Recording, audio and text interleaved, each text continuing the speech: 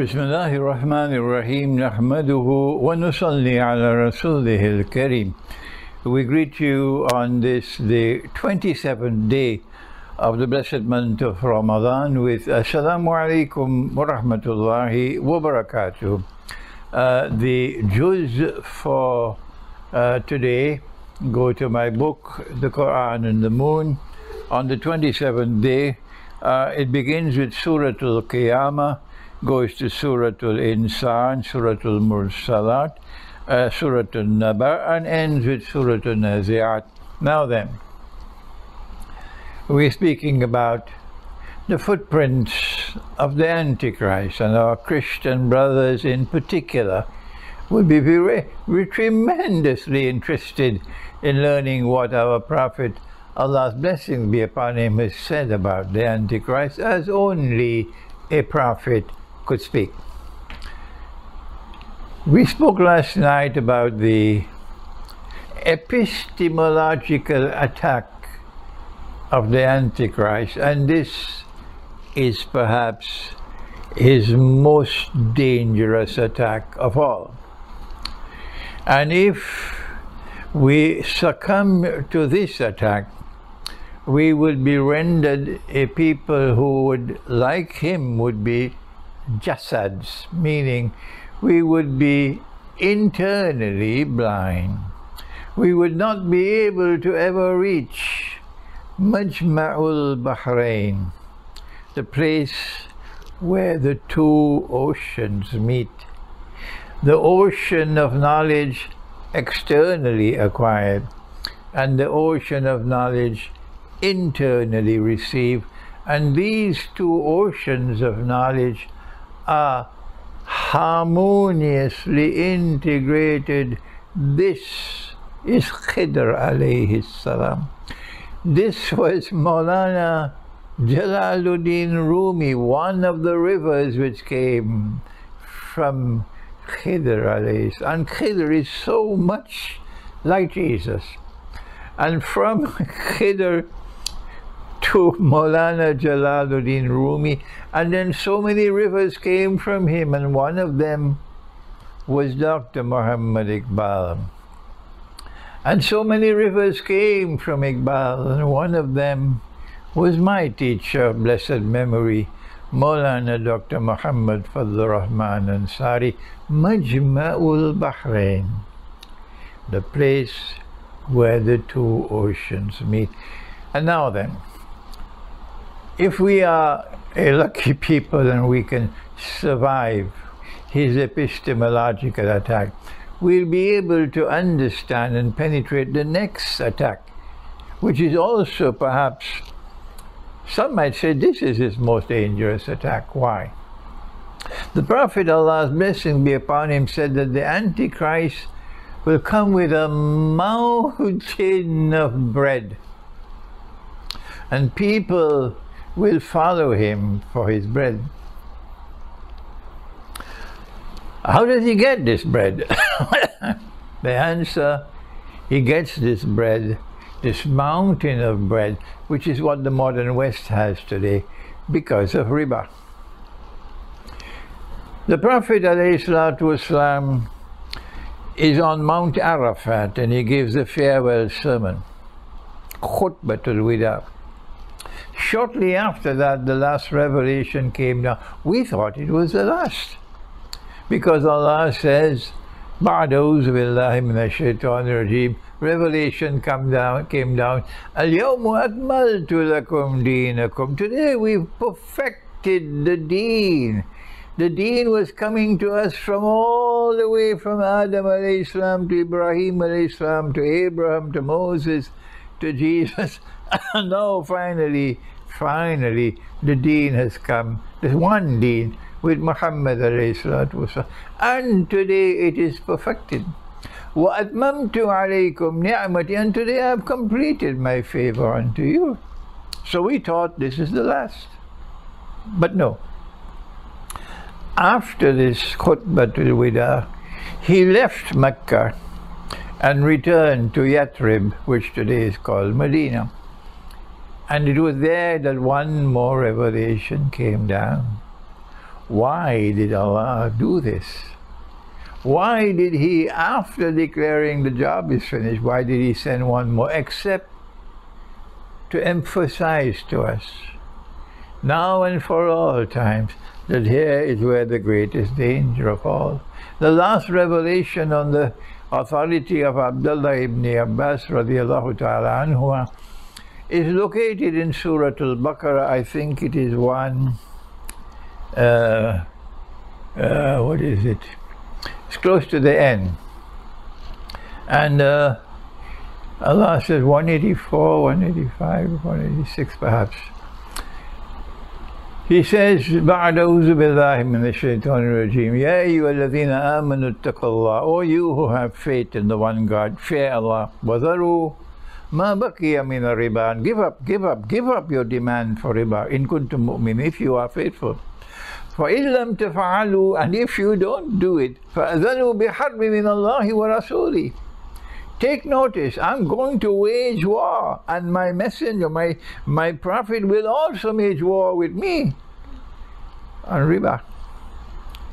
The implication of this last revelation coming down on the subject of riba is because this is where the greatest danger of all is located, and this is how Dajjal gets his mountain of bread.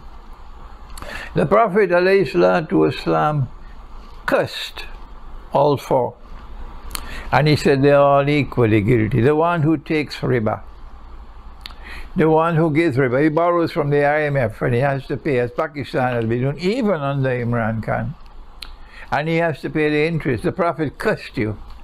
The one who records the transaction and both the two witnesses, and he said they're all equally guilty, equally guilty.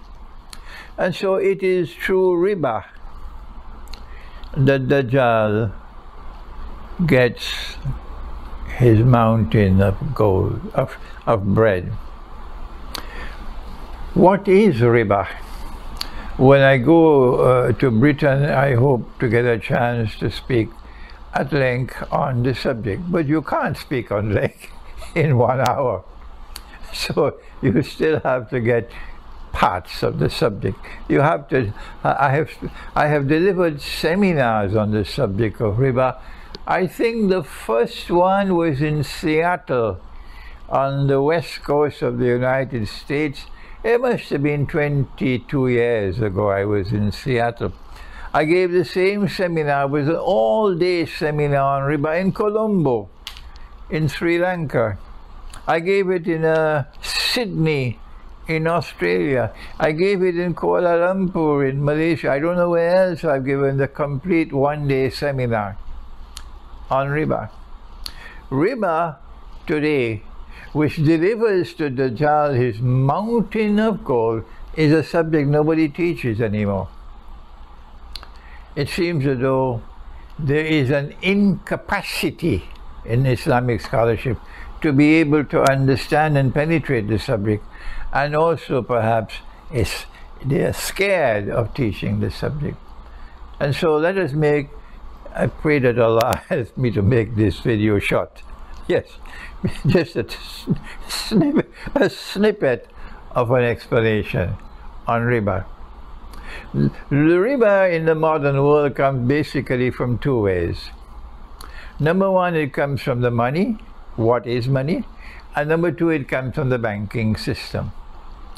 Although the Prophet ﷺ defined riba as any transaction, not just money being lent on interest, any transaction, listen carefully, I'm going to speak slowly, any transaction, excuse me, based on deception, which delivers an advantage, a gain, a reward, which is unjust, is riba. He says, if you meet a man coming to the market to sell his goods, he has a truckload of durians. If you've never ate a durian, you don't know the king of all fruits. It's in Southeast Asia. He has a truckload of durians. and you meet him outside of the market and you buy his truckload of durians from him. And when he goes into the market, he discovers he could have gotten a better price. The Prophet said that's riba. The price in the market was a higher price. You met him outside of the market, you concealed from him what was the market price, and you bought the truckload of durians for him by deception at a price lower than the market price. That is riba. You take your car to the garage. It's just a fuse that needs to be changed. And the fuse is probably €1. And the garage says, this is a big job. This is going to take 1 week. It's going to cost you €5,000, and you know nothing about the car. 1 week later, you go, you pay the $5,000 to collect your car. And all that the garage did was a change of fuse that was what? That cost €1. That is riba. So this transaction based on deception is there in the monetary system. But Imran Khan's government in Pakistan, and every government in Pakistan, every government in the world of Islam, from the beginning to this day, in the modern age, they don't know the subject. It is not taught in the Darul Uloom. It will never be taught in the Darul Uloom. Never.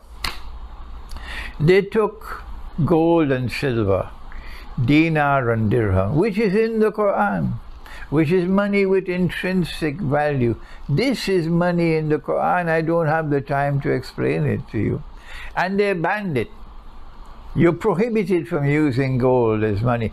That is in the Articles of Agreement of the International Monetary Fund. And if you make haram what Allah made halal, that is shirk. And what they did was shirk. And if we follow them and accept it, we are also in the shirk. Perhaps now you'll be able to understand the hadith located in Sahih Bukhari, I think it is 4 times, that 999 out of every 1,000 will enter into the hellfire. Now you can understand there's only one way. There's only one way that the God who is kind and forgiving and merciful could send 999 out of every 1,000 into the hellfire. It's because he said, I will not forgive shirk. And they were committing shirk. So when the IMF banned the use of gold as money, they were now free to bring their bogus money into the market. Money with no intrinsic value.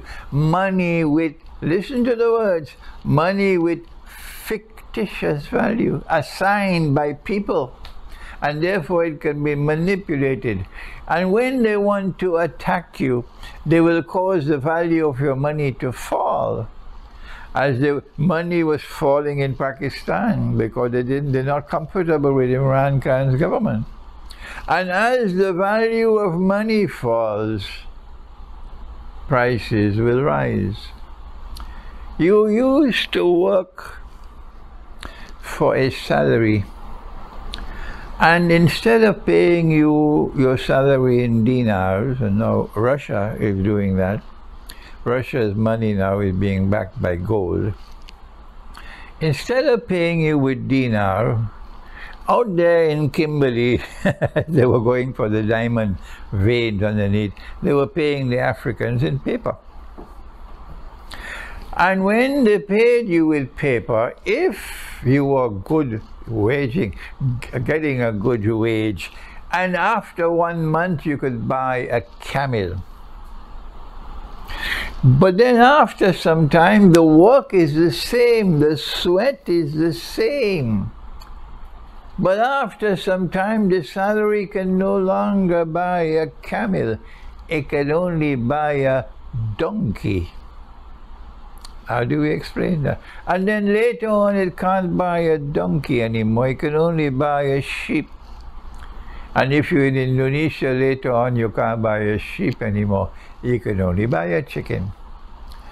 Is there no sense in the head other than peanuts to understand that this falling value of money results in a massive transfer of wealth internally within the country to a predatory elite, and also a massive transfer of wealth outside, like a vacuum pump that you use for vacuuming your carpet.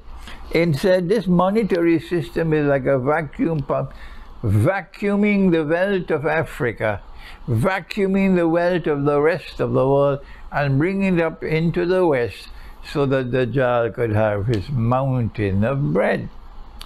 The banking system is the same, but we won't take the banking system now because it's already, this video is too long. I want to short it.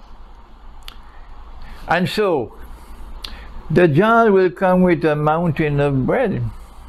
And when all the wealth of the world is over here, everybody wants a US visa, want a British visa. They want a Canadian visa. They want to go and live in Australia. They want Singapore. They want Brunei. They want to go where the bread is located. Not knowing that you are looking at and it looks like a river. The Dajjal's river is not a river. The Dajjal's river is his fire. And you're looking at Indonesia and Pakistan and Bangladesh, where the place is so poor, miserably poor. And you're saying, that's the fire. I would never go back to live in Bangladesh. I have more sense than that. Why would I leave New York or Los Angeles or Miami? Are you listening to me in the United States? I lived there for 12 years, you know. Why would I leave the green pastures of the United States of America to go back to Pakistan? Why would I do that? That's Dajjal. That is fire down there in Pakistan. The poverty is so great. No, you dumb. That fire is where the river is. That's what your prophet said. And it's time for you to wake up. Instead of following the Dajjal for his mountain of bread, it's better for you to stay away from it, even if you have to eat what the Pakistani and Indians call dal and roti. Thank you. Wassalamu alaikum wa rahmatullahi wa barakatuh.